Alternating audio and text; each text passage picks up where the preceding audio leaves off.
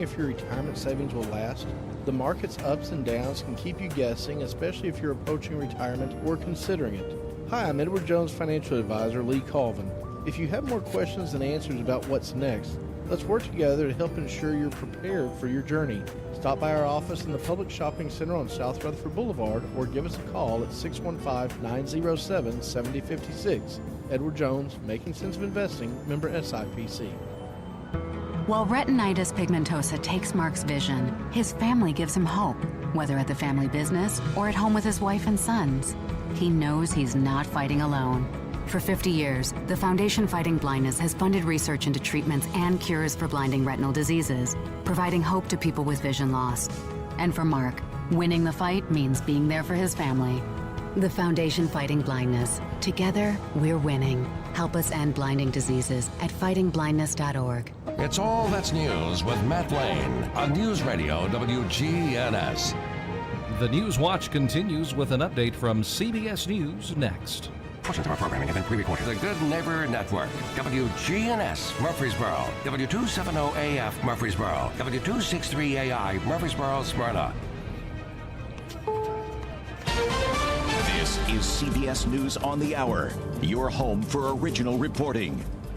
I'm Jennifer Kuiper. The Federal Reserve is holding interest rates steady over uncertainty. President Trump has been pushing for cuts, but as CBS's Bradley Blackburn reports, policymakers point to concerns over inflation and slowing employment, as well as the war with Iran and rippling economic effects. The implications of events in the Middle East for the U.S. economy are uncertain. In the near term, higher energy prices will push up overall inflation, but it is too soon to know the scope and duration of the potential effects on the economy. The pinch on oil supplies is sending gas prices skyrocketing. U.S. intelligence officials testify about the Iran war and threats confronting the homeland. National Intelligence Director Tulsi Gabbard tells the Senate committee Iran has previously demonstrated space launch and other technology it could use to begin to develop a militarily viable ICBM before 2035. House Democrats are attempting to force a vote on legislation to fund the Department of Homeland Security, but not federal immigration enforcement, as the partial government shutdown stretches into its second month. Democrats have introduced a discharge petition to try to circumvent Republican leaders and bring legislation to the floor to fund several agencies through September, including the TSA, where unscheduled absences have more than doubled due to a lack of paychecks.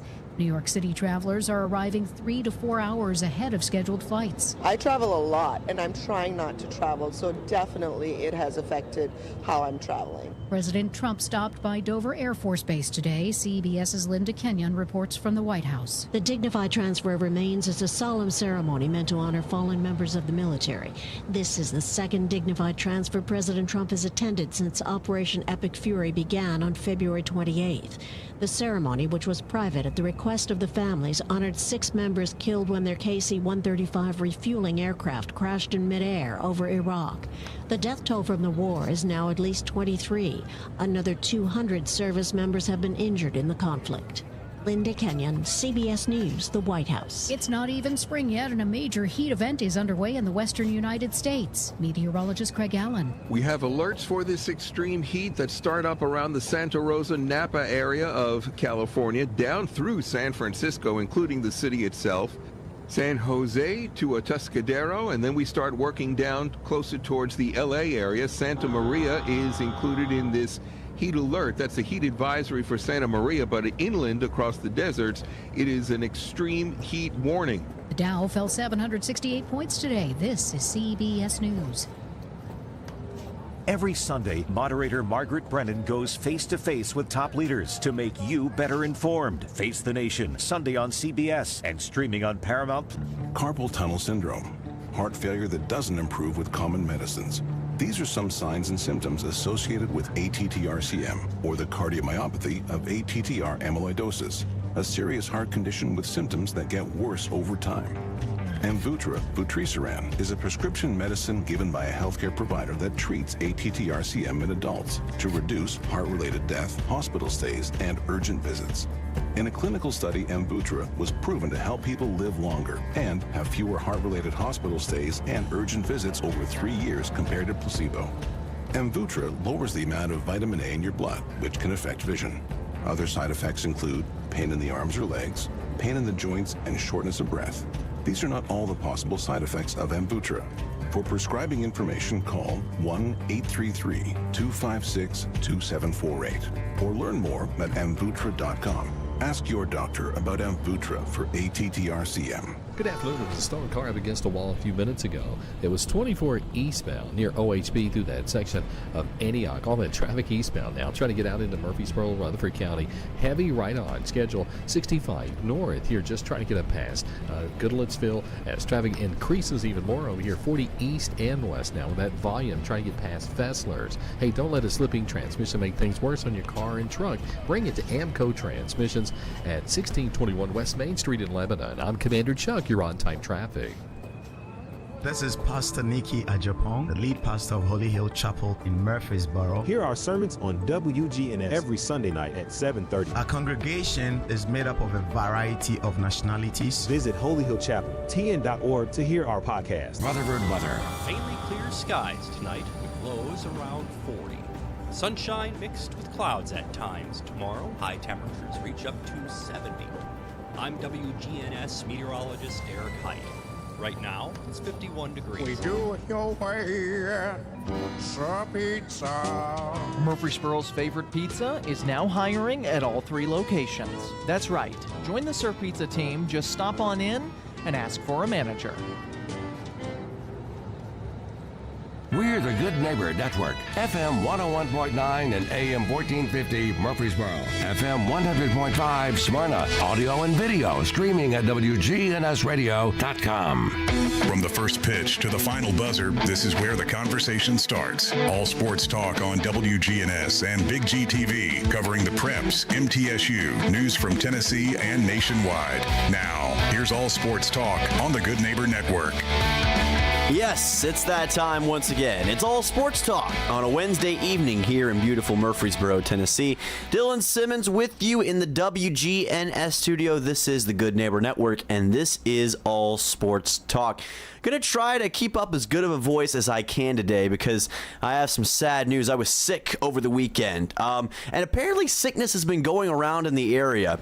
Now, as many of you know, I am a student, a graduate student at MTSU, and, you know, I go into school usually every day, and I've talked to some of my fellow students and a lot of other people on campus, and this sickness thing has been going around. I don't know what it is, and it could be a lot of different things. Maybe I have something different from everybody else, but there's a lot of people sick right now. So to anyone who is sick, I feel what I probably have felt some of what you're going through, and hopefully you'll be able to get over it soon. Because it is annoying, and it affects your voice, but it can affect a lot of other things that are more important than that. So hopefully we can make your day a little bit brighter with All Sports Talk. We've got a great show coming up for you today. We're going to recap MTSU men's basketball and MTSU women's basketball. Both went to the Conference USA tournament this past week, and now we're going to recap how their seasons looks like, at least in some ways, have come to an end. Of course, the women's team will keep going, but we'll talk more about how the CUSA tournaments went for both of them. We'll also talk about the NASCAR race in Las Vegas and a somewhat of a surprise winner, but a really fun winner, I would say, in the NASCAR Cup Series.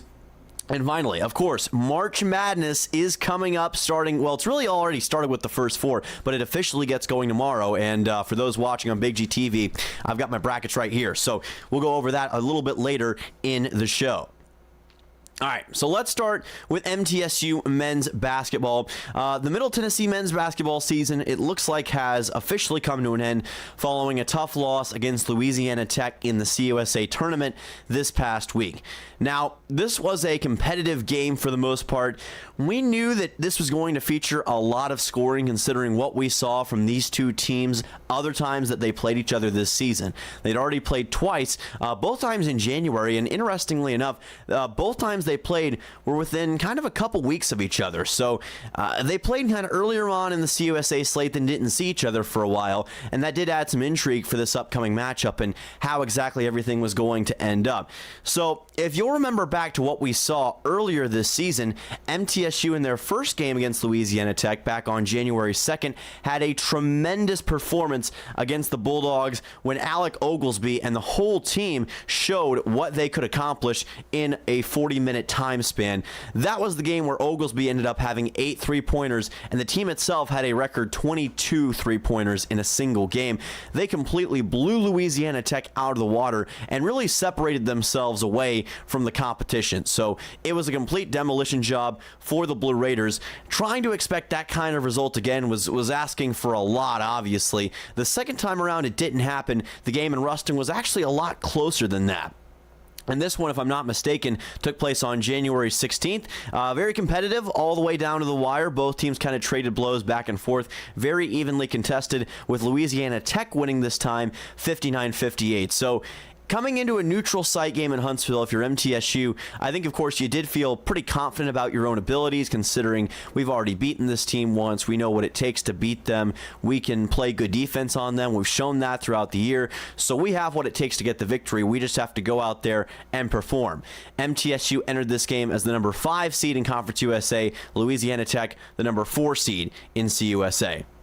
Now, this was no doubt the most decisive of the 3 games we've seen this season, and it's a situation where, for the most part, Louisiana Tech just ended up playing a better basketball game in comparison to MTSU. And the biggest difference, if you watch this game, was the efficiency from which Louisiana Tech shot the basketball from the field, and most importantly, the free throw line. That was a big thing that Louisiana Tech did cleaner than MTSU that helped them out in this game. Now, Middle Tennessee has been very solid from the free throw line this year, make no mistake about that. They've had the capability to have good nights from the charity stripe. It's just that this was not one of those nights where they were just on point from the free throw line, making every single free throw that they had. Many times this season, they have been able to put any rattles they have early from the free throw line behind them, and they end up playing well down the stretch, but they really couldn't overcome that in this game, and it did hurt them to some degree. I do think that there's no doubt that if MTSU does better from the free throw line, the final score probably reflects a bit more of an evenly contested game. But when you add in those free throw misses, it's a lot to overcome for this Blue Raider basketball team, and it put them in a really tough position. And again, you can't live in a world of hypotheticals when it comes to college basketball and men's basketball, of course. You got to control what you can control. And if you aren't able to efficiently deliver in situations like that, it is going to come back to haunt you. And that's kind of what we saw from the men's team right here. So, bottom line, you can't live in a world of hypotheticals. You just got to go out there and take care of business. But there were great performances in this game, make no mistake about it. Trey Green ended up with 20 points for the Blue Raiders, 5 3-pointers, which was awesome to see from him. You know, he's a guy we haven't talked about as much on the show, but he is a really sensational basketball player.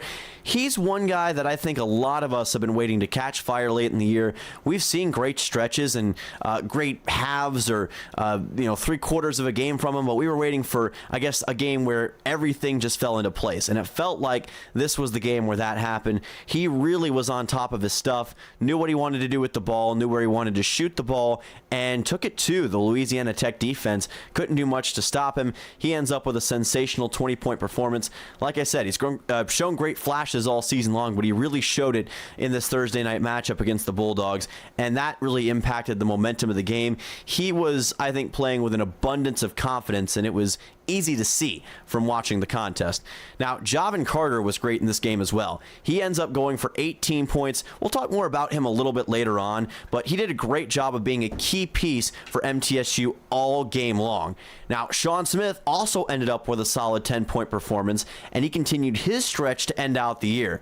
I know that on the stat sheet, Kamari Lands and Chris Loof, by the way, may not have been as prevalent in the game, but they made their own big impact as well in this contest. And here's something that I think we fall victim to sometimes as basketball fans, is that we see a guy maybe didn't get the most output, didn't get the most amount of points, didn't have a huge amount of rebounds, assists, whatever the case may be, and you may think, oh, well, that guy had a bad game. That's not necessarily the case, because their impact can be felt in other ways on the floor. That's why guys who may only get 7 or 8 points on a particular night, they stay out there for a lot of time, and maybe the average basketball fan thinks, well, why did they stay out for so long? They didn't seem like they did much on the scoring column. Well, there are reasons for that. There are a lot of different things that you can do MTSU to affect the game despite what didn't show up on the stat sheet. So I think that's a very important lesson for a lot of basketball fans to remember, is that there are a lot of things you can do outside of just scoring and getting assists and rebounds. Now, Louisiana Tech, they had difference makers in this contest, and that's the easiest way I can put it, because they made the difference. The players that showed out in a huge way. AJ Bates, I mean, what more can you say about what he did in this game? He's been awesome all season, but he shined really well against MTSU. Seemingly every time that these two teams faced off, he gets 29 points on this night. It almost felt like the flip side of what Alec Oglesby did against Louisiana Tech back on January the 2nd in Murphy Center. And it seemed like any time that he put up a shot, it was a given that Bates was going to drain it from a big distance. I mean, as far as three-point shots go, he couldn't be stopped. He was getting anything and everything he wanted all night long. And really, much like Trey Green, MTSU just didn't have much of an answer for what Bates was doing. So he was a big difference maker. He was a big separator for Louisiana Tech, and his performance really helped put the Bulldogs up at the level they needed to win this basketball game. But it wasn't just him. I mean, as a team in total, Louisiana Tech was just super efficient all night long and knew what they needed to do to put themselves in position to win. Bulldogs end up shooting 48.3% from the field. That's pretty darn solid. But there's more. They went a mind-boggling 56.3% from beyond the arc. I mean, from beyond the arc, from three-point range, they were above 50%, above 55%. That is an absurd percentage to manage in a conference tournament game, and yet Louisiana Tech did just that. So credit to them for managing that and putting themselves in position to just get all those three-pointers. It helped them out tremendously in this game. Now, I know this isn't going to be much solace for Blue Raider fans who listen to the show. But what I will say is there's one good thing that you can take away from Louisiana Tech, from losing to Louisiana Tech, and that is that the Blue Raiders ended up making the Conference USA championship game, or Louisiana Tech, I should say, made the conference championship game against Kennesaw State. So MTSU did end up losing to one of the best teams in the conference. You could argue the number 2 team in the conference, and they had to suffer in a particular area to lose in that fashion against Louisiana Tech, and that was struggling with free throws. So again, you don't want to live in a world of hypotheticals, but it should give MTSU fans and the players some solace that they were at least able to be competitive despite things that were holding them back in that game against a team that got all the way to the Conference USA championship game and played pretty competitively in that championship game at stretches. Now, I think when we look back on this season, you got to say that MTSU was able to improve themselves. And I think that there are things that the team should definitely be proud of. One of the biggest things we should keep in mind is that Conference USA was really evenly matched on the men's side this year.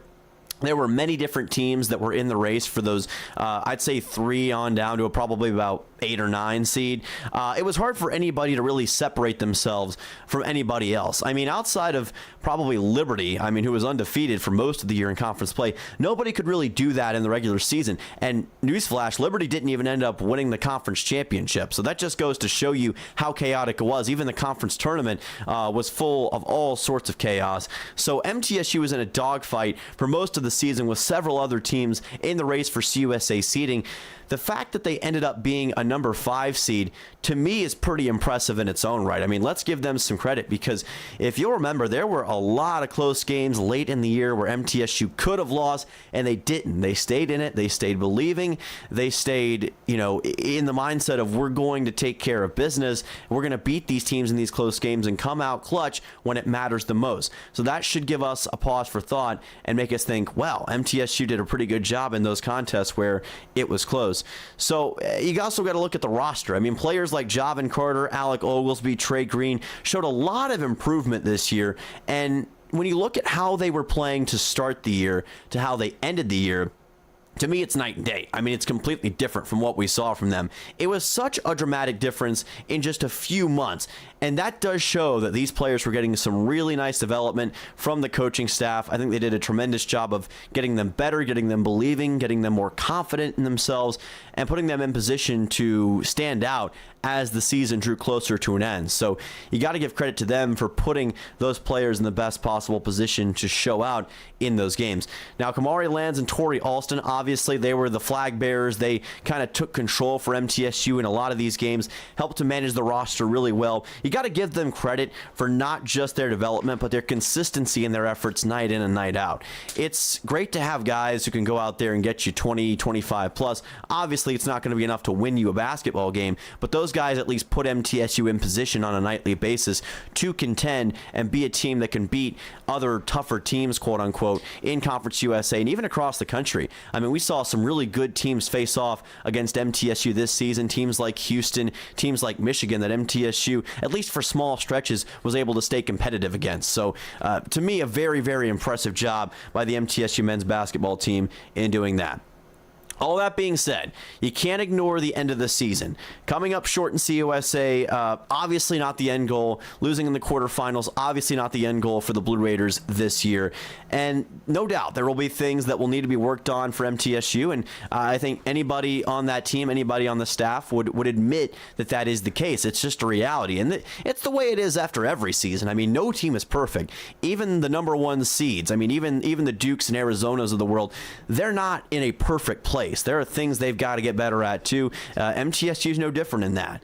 But I do think it's important to remember that there are a lot of good things that MTSU was able to accomplish this season.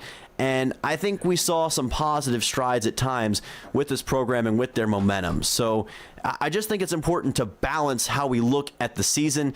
You don't want to look too much one way or another. You want to be realistic, see what went right, see what went wrong, analyze that, come back stronger the next year. And I personally think that MTSU will do that. I think they've got a great staff that's going to help them find their way through whatever they go through in 2026-27. And I'm curious to see how this team's going to look for next season. But obviously not the way that they wanted the season to end, but still overall a solid season for the MTSU men's basketball team. All right, when we come back, we will talk the Lady Raiders and their trip to Huntsville for the CUSA tournament. We're also going to be talking MTSU baseball and NASCAR at Las Vegas this past weekend, and we'll tell you about who picked up the big win in the Sin City. All that and more on the other side of this break on All Sports Talk. At State Farm, when home and auto work as a team, you score and save money. I'm State Farm agent Andy Wama. Give me a call at 615-890-0850 and let's work together to win big by saving money on home and auto. With the service you get from State Farm, you might think our car insurance costs more. I'm State Farm agent Andy Wama. Give me a call at 615-890-0850 and let me show you with discounts up to 40%. You may find it even costs less.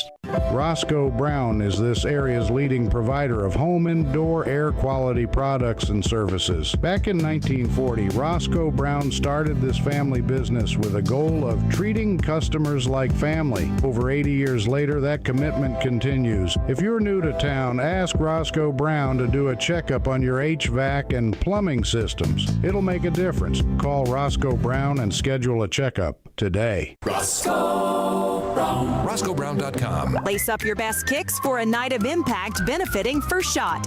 Join us for the annual Sneaker Ball presented by Venture Express. Spend Sunday, April 26th with NFL Hall of Famer and Super Bowl MVP Marcus Allen. The event kicks off at 6 with a VIP meet and greet at 5. Reserve your table today. Call Coach Andy Herzer at 615-631-5312. We'll see you at the Sneaker Ball benefiting First Shot on April 26th. Whether you need general vehicle upkeep and maintenance or a complete vehicle overhaul, Hall's Auto Care is here for you. We're locally owned and operated by Greg Hall and have been in business since 2014. You'll get excellent service and trustworthy advice with Hall's Auto Care. A+ rated with the Better Business Bureau. We're ready to help get you safely on the road. Hall's Auto Care, 907 Ridgely Road, just off Broad Street behind Chili's. Online at hallsautocare.net. Hall's Auto Care. When it comes to your child's health, you want care that's close, convenient, and centered around the needs of your family. At MMC Pediatrics, we're more than just doctors. We're partners in your parenting journey. Here for every growth spurt, for every boo-boo, every fever, and every flu. Our team approach means that your child always sees someone that knows them. We are MMC Pediatrics. We are right beside you every step of the way. This is a paid legal ad. At the law offices of John Day, we take only real cases that make a real difference. Dear John, I want you to know that I appreciate everything you have done so much. I know you went over and beyond, and that's why I just think the world of you. Thank you, Robert K. My pleasure, Robert. If you're ever injured, know that we are here for you too. Call the law offices of John Day for a free consultation. And remember, there's no fee unless we win your case. Seriously injured? Call me, John Day. Well, good afternoon. We've got a couple of accidents out here. What we're seeing right now is that heavy traffic building 40 East here at Donaldson Pike, pushing on out through Wilson County. No shortage of radar out there in the Mount Juliet area. It's slow go right now, pretty much on schedule as we started live here on 65 North, passing OHB, struggling at times trying to get up into Goodlettsville, just passing Rivergate Parkway. Hey, don't let a slipping transmission make things worse on your car or truck. Bring it to Amco Transmissions on Nolensville Pike in South Nashville. I'm Commander Chuck. You're on time traffic. It's all sports talk from the Good Neighbor Network, FM 1019, 100.5, AM 1450, wgnsradio.com, and Big G TV. Welcome back here on All Sports Talk. This is the Good Neighbor Network, WGNS. We're live in the WGNS studio for All Sports Talk. If you're watching on Big G TV, you may be a little confused why I'm, dressed up in a polo shirt, a little bit more than I usually wear on the show. Well, funny story. So if you followed my story, and you may not have, but in the past, I used to anchor for a program called Middle Tennessee News back when I was an undergrad student at MTSU. And well, I got brought out of retirement today, so I was the sports anchor on the newscast. Didn't have time to change back into my regular stuff, so I had to just zip on over here from campus. And the drive from campus to the WGNS studio is probably about 10-15 minutes, give or take. And I got out of the newscast at like 4:30, 4:35, so I didn't have time to change. So that's why I'm dressed up in this polo shirt. And I got a lot of clothes changes that are taking place today, because I had to, first I had to change into this after wearing, what I usually wear to school. And later I got my intramural basketball game tonight. So I'm gonna have to change back into a different set of clothes. So I had to bring a lot of stuff from my wardrobe today. I'm hoping I remembered everything. The biggest thing is I'm hoping I got my shoes. But all that being said, enough about what I have in my closet. Let's talk more about sports. That's what we're here for. MTSU women's basketball, much like the men's team, they also went to the Conference USA tournament this past Thursday and had a big time matchup against the Missouri State Lady Bears. And this was a really interesting game to watch and to follow, especially considering what we thought could or maybe couldn't happen with this Missouri State team.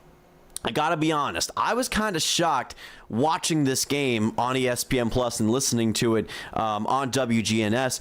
It was kind of interesting because I didn't think of all the teams that would go on to win the Conference USA Championship. I got to be honest, I didn't think it would be Missouri State. And that's no slight on them. It's just they hadn't been on my radar of teams to watch late down the stretch. I figured it was going to be one of three. I thought it would be FIU, Louisiana Tech, or MTSU. And Missouri State, give them credit. They played incredible team basketball all tournament. Kind of came out of the woodwork to eventually win this CUSA title. So first thing I got to say is I was wrong about that and give Missouri State full credit for being able to accomplish that awesome feat. And as a result, they now get to participate in the NCAA tournament. But as far as MTSU Missouri State went, this was a really fun game, very back and forth, especially early on. It was very back and forth in that first half.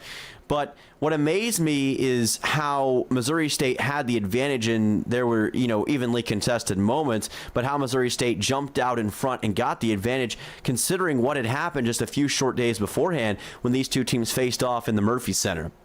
Now, what I will say is that being at home and with it being senior day, it was obviously a lot of optics advantages for MTSU in that sense, but Lady Raiders won that game 86-75. Looked like they had a pretty good control over Missouri State. So you figure that would transfer over. I mean, you're talking just 5 days after the fact, these same two teams face off. That was not the case at all in this game.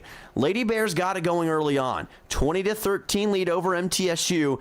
And what did they do? They didn't let up. They kept going, and they kept going. And they were able to keep going enough that MTSU, whenever they tried to make a comeback attempt, they really didn't have enough to be able to do that. So there is something to be said in my mind about responding. Responding in basketball is such a huge thing. I mean, it's a huge thing in every sport, but especially in basketball, because basketball, I've said a lot on this program, but basketball is a game of runs, and the team that is able to put together the most consistent set of runs is usually the one that ends up winning. MTSU put together a lot of runs in this game, so it was going to be hard to hold them off for a huge portion of time. But just when it felt like at any point MTSU is about to creep back into that game, put themselves in position to get the lead, Missouri State would always have something for them. They would always respond, whether it be a three-pointer here, a block shot there, whatever the case is. They would find a way to maintain that 7-8 point gap over MTSU, and despite the fact that MTSU drew it to that point a couple times, they never could get over that. And as a result, Missouri State had a lead to kind of sit on the rest of the game, and that's all they needed to get the win over the Lady Raiders. So it was really impressive game management, defensive effort, and overall game planning by Missouri State to be able to accomplish all that. So give the Lady Bears a lot of credit for how they were able to put all that together. It was really impressive stuff in that sense. Now, the Lady Raiders had some great scoring output in their own right. Elena Contreras ends up going for 24 points in this game. And you can't say enough good things about Elena Contreras, all she's been able to do this year. She remains, I think, one of the top players, not just in Conference USA, but maybe one of the more underrated players in the mid-majors. She's done a fantastic job all season of, in some ways, putting this team on her back, which isn't to say that they've been carried by Contreras, but she's done a good job of leading this team by example, getting big scoring nights and putting them in position to contend with some of the tougher teams in Conference USA. So give full credit to Elena Contreras for that. And obviously she's the most dangerous three-point threat for MTSU on a nightly basis. Blair Bogus ends up going for 19 in this game, and she's another one that I think really has come into her own this season for the Lady Raiders. I've been so impressed by her development. Her and Macy Pfeiffer both. I mean, let's not forget, these are both freshmen who are going out there and delivering night in and night out for MTSU. It takes a lot to be able to do that at such a young age, and those two have certainly done that. And Bogus was an incredible force inside in this game. Again, got a lot of rebounds. She's been a double-double machine all season. Ends up getting 19 points in this contest by getting past the Missouri State defense inside the post. So Bogus was great. Pfeiffer had a pretty solid game in her own right. And again, Elena Contreras, not just a leader, but I think one of the players who shows great passion and great emotion for the game. And that's something that a young team sometimes needs to see from one of their veteran stars, is a team that is able to go out there and show that veteran presence and show that passion. And Elena Contreras has certainly done that. Obviously, with the way the game ended, you hated to see it end that way for Contreras because she puts so much into what she does as a Lady Raider and as a basketball player. And I my heart broke for her because I really wanted to see her make that final shot to bring the game to overtime. Just wasn't meant to be. And hey, sometimes that's the way it works out in a basketball game. It doesn't matter necessarily how cruel or how wrong it seems in the moment. Sometimes things work out because they work out a certain way, and it was unfortunate to see. But I did hate it for Contreras, but man, she had nothing to be ashamed of. She put on a heck of a performance and did what she could to put MTSU in position. Now, the good news for the Lady Raiders is that despite losing to Missouri State, who, by the way, went on to eventually win the Conference USA Championship, both Conference USA teams, both MTSU teams, I should say, lost to teams that ended up going to the championship game, by the way. But despite the loss to Missouri State, MTSU is still going to be in the WNIT coming up next week. So their season is not over yet. they've got an opportunity to show out a little bit more before the year comes to an end, and they're going to be able to do so at least one time in Murphy Center. So I'm very excited about that, and I think you should be too.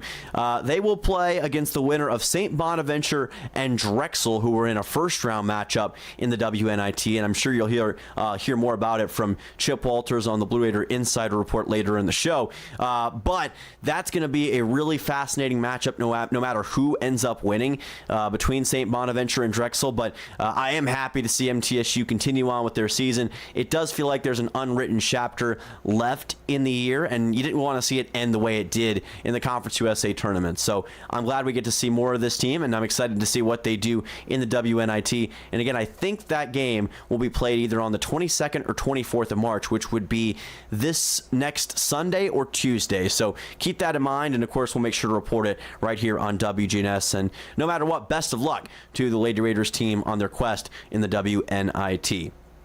All right. MTSU baseball was in action as well. This past weekend, they played Kennesaw State at home, the Owls. I was on the call for a couple of these games on ESPN+, and it was a really good and really needed series win for the Blue Raiders. I'll tell you what really impressed me is that Friday night, MTSU really struggled with consistency, both with the pitching and with the batting. They ended up losing 6-1 to the Owls. Kennesaw State really put themselves in position to dominate the Friday night matchup. They had tremendous pitching in that game, and the bats did enough to separate themselves.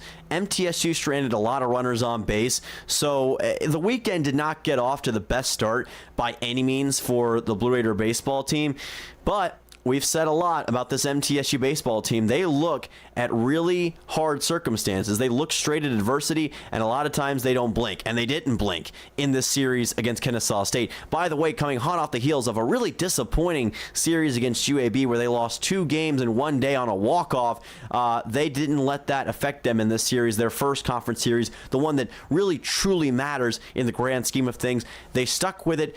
Saturday comes around, and they just demolished the Owls. 13-2, a run rule victory. Home runs were coming in fast and furious, Vin Diesel style in this game. Owen Nowak ends up with a walk-off home run in the bottom of the 7th as the Blue Raiders just blitzed completely Kennesaw State. It was a great performance. I was play-by-play for that game. I think it's the best they've played all season long, and it was awesome to see what they were able to do to the Owls in that game. Of course, the big question was going to be game number 3, and again, the pitching was what it needed to be. The bullpen worked out well. And that was the biggest question, I think, about this MTSU team early on, was how would the bullpen hold up in certain circumstances? Well, they showed this weekend that bullpen can deliver when called upon. And they had to Saturday and Sunday. They did exactly that. And that was enough to help them secure a much-needed series win. So I think if you're an MTSU fan, you got to be very happy with this weekend's results. And now the question is, how will MTSU approach their next few conference series? Because now they've got a CUSA series win against a team that was projected to be the number 3 team in the conference in the preseason polls. So, can they take that and use that momentum to their advantage and go deliver on the road in a Conference USA series? That is the big question that we have to answer, because historically in the past, going on the road in CUSA has been a really tough time for MTSU, and they got to go on the road for the first time in CUSA history to play Missouri State. They've never played Missouri State in CUSA in baseball. They're going to change that this weekend when they go play the Bears this Friday, Saturday, and Sunday in Springfield at Hammonds Field. So I'm very interested to see how the baseball team will respond. I think they've got all the ingredients they need to get a series victory. Of course, this Missouri State team, they're no joke as well. And right now, they've also got a series win. They beat Liberty 2-1 in their series, so they're looking for a second straight CUSA series win. So how does MTSU handle that? We're going to find out this weekend. Dick Palmer will have the call right here on WGNS, by the way, so make sure you tune in for those games. Really quick, NASCAR was back this weekend at Las Vegas in the Sin City. Cup Series racing was, I'm not going to say it was the best race of the year, but what I will say is that it delivered a really cool moment for one driver in particular. I was about to say for the MTSU baseball team. Wires are crossed in the mind a little bit. What I'm trying to say is that Denny Hamlin won this race in Las Vegas, and man, this was a really cool moment. So I'm gonna share a bit of a personal side of this because my brother, he's a big NASCAR fan as well, and he's a big Denny Hamlin fan. And seeing Denny cross the finish line, win that race, I was thinking about how he obviously was elated and how he was feeling about this win for him, because make no mistake about it, Denny has been through an odyssey these last few months and had a lot of tragic circumstances surrounding his life, and losing his father obviously in that fire that has been widely publicized, and so many other things involved in the court case between 2311 and NASCAR. So I've gained a lot of respect and admiration for Denny for just going through all that and managing to fight through it. And despite all of that, he ends up picking up an emotional and much-deserved victory in Las Vegas, dominated the day towards the end of the day, and did what he had to do to get the victory. It just goes to show you that I said at the start of the year I thought Denny was a championship contender. I picked him this year to win the championship, and despite everything that should realistically be going against him, he's settled back in, and he's back to the driver that I think we expected him to be. What impresses me about Denny is his longevity. I mean, this guy has been racing for well over, I think right at about 20 years in the Cup Series now, but over 20 years in NASCAR, period, and he just continues to deliver year in and year out and continues to be a contender for the title. I think at some point, fate will answer for Denny Hamlin and his bad luck over the years, and I think this might be the year. I just feel as though he's got a lot of motivation and he's got a lot of things on his side, and if he can go deliver another 7 or 8 win season, I think he walks away with a cup. Obviously, the chase is going to be where the rubber meets the road, but Denny certainly has the capability to do all that, and he took home the win in Las Vegas as a result. I was really excited for him, and I hope that it continues for Denny as the year progresses. When we come back, we'll expand a little bit more on this past weekend with NASCAR and a feud that's heating up in the garage area. We'll get into that a little bit later. And also, March Madness is here. We'll go over the bracket for the men's and women's side in just a little bit. Blue Raider Insider Report also coming up as well, right here on All Sports Talk. Jennings & Ayers Funeral Home has served Murfreesboro families with compassion and care since 1880.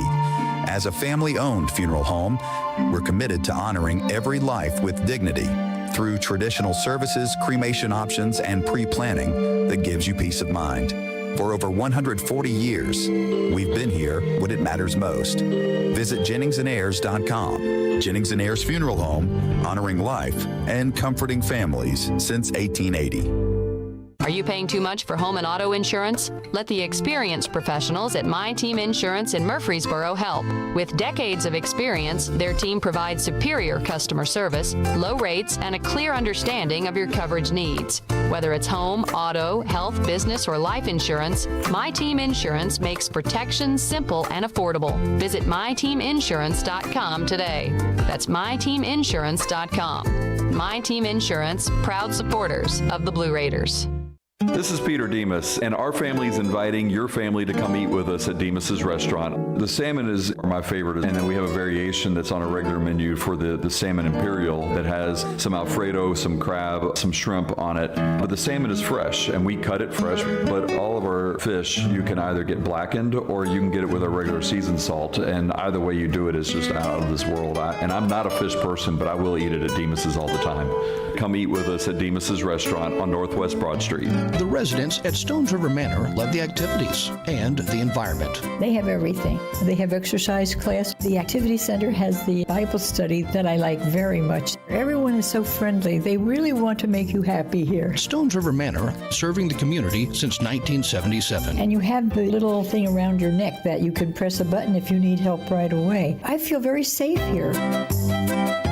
Stones River Manor in Murfreesboro, near the intersection of Haynes Drive and Memorial Boulevard. Next on All Sports Talk, it's the Blue Raider Insider Report with Chip Walters of Exit Realty, Bob Lamb & Associates. Well, good afternoon, everybody. Postseason basketball is coming back to the Glass House as Middle Tennessee has earned a bid to the WNIT, extending its postseason streak to 23 consecutive seasons. The Blue Raiders will host the winner of St. Bonaventure and Drexel in the second round of the WNIT on Monday at 6:30. The game will air on the Blue Raider Network. The matchup would mark the second all-time meeting with St. Bonaventure and a first-ever contest against Drexel. Fans fans can tune in to watch the first-round matchup between the Bonnies and Dragons tomorrow at 5 o'clock on ESPN+.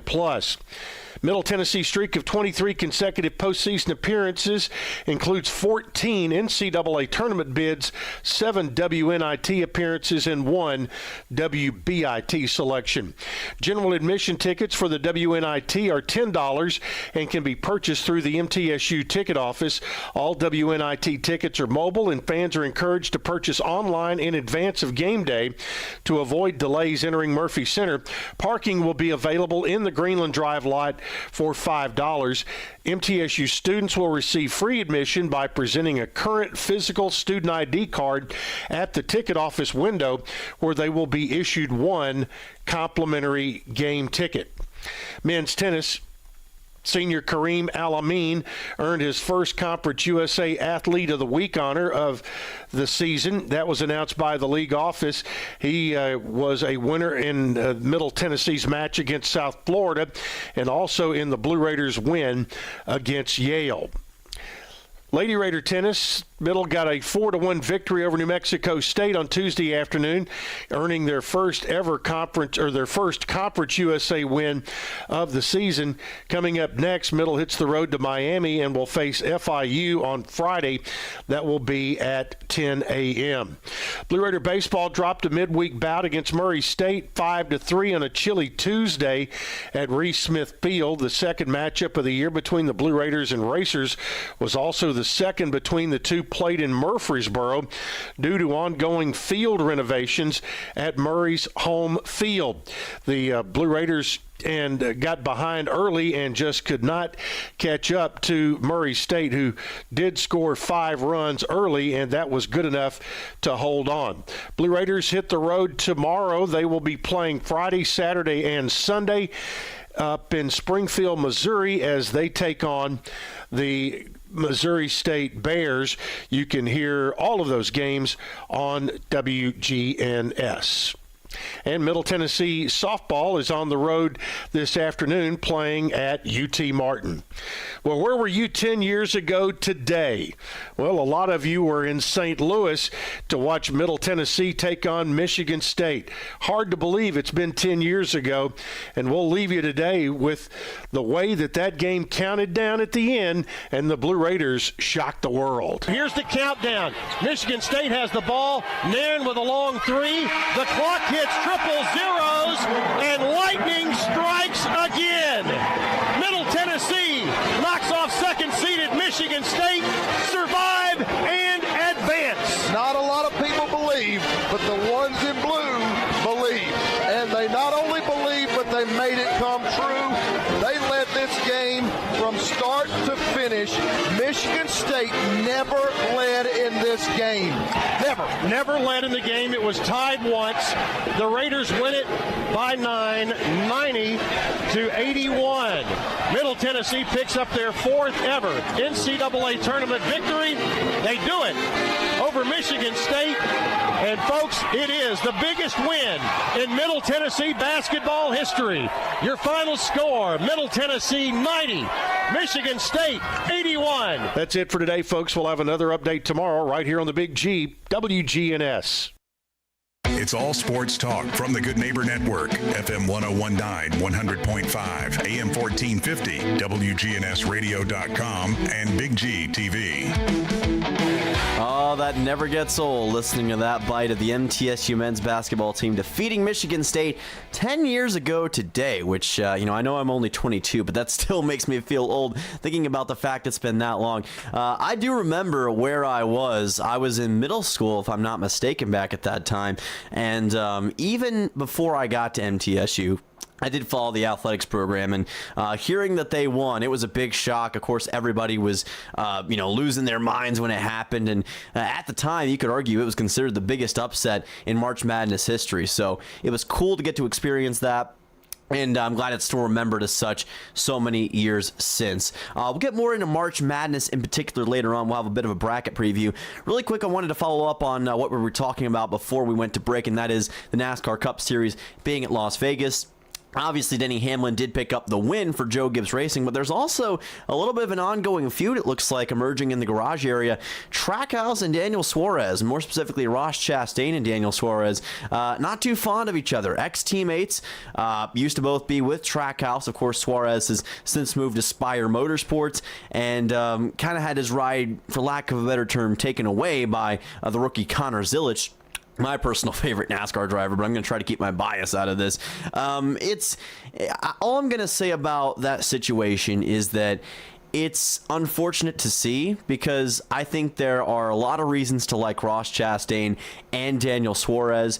I do think that with this feud, if I'm both Ross and Daniel, and if I'm really Trackhouse in general, I want to keep drama down to a minimum, because I can understand being upset about losing your ride. I just never want to see a car get totaled if you can help it, and you want to try to avoid those off the racetrack incidents if you can. Thankfully, it hasn't gotten too aggressive so far, and it does produce ratings when it comes to NASCAR, but you'd like to see that simmer down if at all possible. But we'll keep tabs on how that's going, because that's pretty interesting to see the little bit of animosity. And Suarez has had some run-ins with some other guys from Trackhouse already this year. I think he got into Connor Zilisch at COTA, if I'm not mistaken.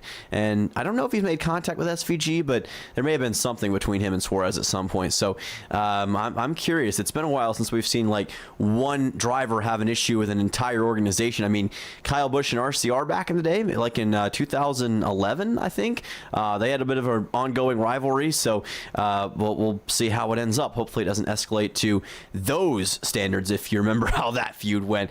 Let's get on to March Madness, because it is here, and we've already seen some chaos. The first half of the first four games was yesterday. We've got two more coming up tonight, and then Thursday, the madness begins. Now, I've been showing this a lot today, but I got my bracket right here. Now, I haven't filled it out yet. I'm going to fill this one out eventually, I promise. But I'm just going to take you through a bit of a preview of this bracket and tell you some of the matchups that I am interested to see. Now, the biggest thing that a lot of people have to talk about when it comes to the men's bracket, women's bracket as well, which we'll get into that a little bit later on, is there a chance for a 116? Looking at the bracket this year, and really in general with the scope of college basketball, it's becoming harder and harder for a 16 to beat a 1. Not impossible, but the separation is a lot more than it used to be, right? So is there any place where that potentially could happen? I think if it's going to happen, it would probably have to be Arizona, Long Island would be my guess, and I just don't know. Arizona's been unbelievable all season, dominated the Big 12 tournament, picked up that dramatic win over Iowa State, obviously on their way to winning the championship. The only reason I say Long Island is because I think of all the teams that are left in the 16 seed, they're probably the one that has the best chance and is the best overall, at least as far as I can tell. So I'm going off of that, but unfortunately they got to match up with a really, really good Arizona team that, we wondered them going to the Big 12. How would that affect them in basketball terms? It hasn't affected them at all. They've been just as good over at the Big 12, if not better. So, I'm going to say LIU, but I'm not going to be confident in saying Long Island, because trust me, there's a lot that's going to have to go right in order for that to happen. As far as any other upsets, I think you got to look at some of the 5-12 matchups. Northern Iowa is a really, really good team. I know a lot of people are kind of, unsure about them. They've got great coaching.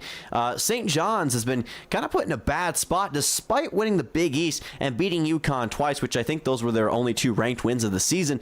It's still a really good St. John's team. They clobbered UConn in the Big East championship game. Still only got rewarded with the 5 seed, so I know Rick Pitino probably isn't too happy about that. This Northern Iowa team, historically, they've been very good in this tournament. They have the capability to go out there and produce in situations like this. So I wouldn't be shocked, let's just say, if Northern Iowa could pull off an upset.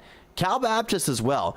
25-8 in the regular season. They are in the WAC, so obviously they're not as well regarded as some of these bigger schools, but Cal Baptist has some really solid players. They've got guys who can go out there and just drain deep shots on a whim. And we've seen how draining deep shots can help you in March Madness. Just ask Jack Golke in Oakland against Kentucky in that 3-14 game a few years back, I should say. It can definitely make an impact. And I think Cal Baptist, that's what I'm curious about. Can they hang with Kansas? Now, Kansas, really good team, 4 seed this year, competitive in the Big 12 as always. Are they going to be susceptible to an upset? I don't know, but I just say keep an eye on Cal Baptist because they're going to be pretty good. Excuse me a second. I had a cough in my system I had to get out. Like I said, I was sick the past few days, so I'm trying to get over it. Hopefully you'll stick with me. South Florida, that's another one that I'm predicting. I think USF's got a good chance to upset Louisville. I like what I've seen from South Florida this year. They play in a kind of an underrated American conference, and I think they have all the tools you'd like in an upset. Louisville has been beaten by teams that are also tournament teams, and Louisville's been ranked for a lot of the season, but they've shown themselves that they can lose to some of these lower G5 programs, for lack of a better term. And South Florida's not a team you want to mess with. So that side of the bracket, I don't know, man. There are a lot of teams in the East region that I think could potentially pull upsets. It could be chaos in the East region for all I know, and that's secretly what I'm hoping for. So we'll see how it works out. I would also say to keep an eye on Hofstra taking on Alabama. That one a little bit less so, but I think it could be interesting. St. Louis, what do we think about St. Louis? Because they're a team that I don't think has been getting a lot of love this year. They're a sneaky good 9 seed, and they've been a team that has kind of dominated 28-5, won their conference championship, were eligible as an at-large team as well for a while there. St. Louis, keep an eye on them. They're sneaky good. They've got Georgia in the first round. I think if the cards fall right, they could make a run to, maybe even the Sweet 16. I know they'd have Michigan probably if they beat Georgia, but that St. Louis team is not a team to mess with, so keep an eye on them as well. Finally, of course, the big talking point, Miami, Ohio is going to be in the first 4 game tonight against SMU. Went 31-1. Their only loss was in the MAC tournament against UMass. So, can Miami, Ohio win their first 4 matchup against SMU? Well, they absolutely can. If they get in, can they make a run? That's another question entirely. Here's the thing with Miami, Ohio, and it's been a big talking point among people in the industry for a while now. They have done something really impressive this season, and that is they went 31-0 in the regular season. Almost impossible to do no matter who you play. I think they absolutely did deserve to make the tournament. I think they probably deserve to be higher than an 11 seed. I would have put them at maybe a 10 or a 9. Them being in a first 4 game, I don't know. I think I would have done something else with them, but at least they have the opportunity to play now in the NCAA tournament. They just got to beat SMU. But SMU is no joke. They've been a contender in the ACC this season, been a bubble team all year, but they just earned a spot in. So, but Miami, Ohio, if they win, they would play Tennessee in the first round. Now, we got a lot of Vols fans who listen into the program. Could they beat Tennessee? Well, I think that they could. Will they is a whole other matter entirely, because Tennessee made a solid run in the SEC tournament. Didn't obviously make it to the championship game or the semis, but got a couple of impressive wins. It would be closer than people would expect. So keep an eye on that Miami, Ohio, Tennessee game. If they beat Tennessee, I think doors open after that, because then they would play probably Virginia. We've seen Virginia get upset in situations like this in the past. Just keep an eye on that potential matchup. I mean, Furman beat them a few years ago. Isn't saying a lot. I know it's a new year, different team, but it would be interesting to see how that would work out. Briefly skimming through the women's bracket, Vanderbilt obviously 27-4, number 2 overall seed, one of the number 2 seeds, I should say, in the women's bracket. They'll play High Point in the first round. That's a sneaky good High Point team. 27-5 this season. They've been very dominant in their conference. Vanderbilt's obviously, though, been really good in the SEC. Only lost 4 games all year. I think Vandy takes care of business in the first round matchup. And in addition to this women's bracket is that they get to host this side of the Fort Worth bracket in Nashville. So if they move on, they'll play in Nashville again. So that's going to be a very good thing for them, and I'd imagine that's going to help. That's probably why we don't see as many upsets overall in the women's bracket. But as far as who is the favorite, I think obviously UConn. I mean, 34-0, defending national champions. No one has really had anything for them all season. I mean, the crazy thing about UConn is that if a game is close, it's like breaking news. It's a massive storyline. But it's hard for me to see anybody matching up to what UConn's been able to do. So UConn is probably the national championship favorite. But keep an eye as well on UCLA.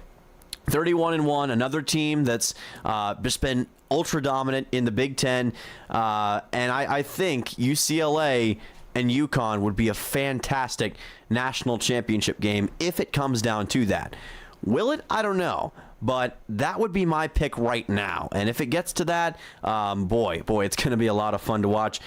Tennessee's women's basketball team is also going to be in this tournament. They've been on a bit of a rough stretch as of late. Will they get that corrected? Will Kim Caldwell get it corrected? We will find out. And I forgot to mention this on the men's side. Vanderbilt's men's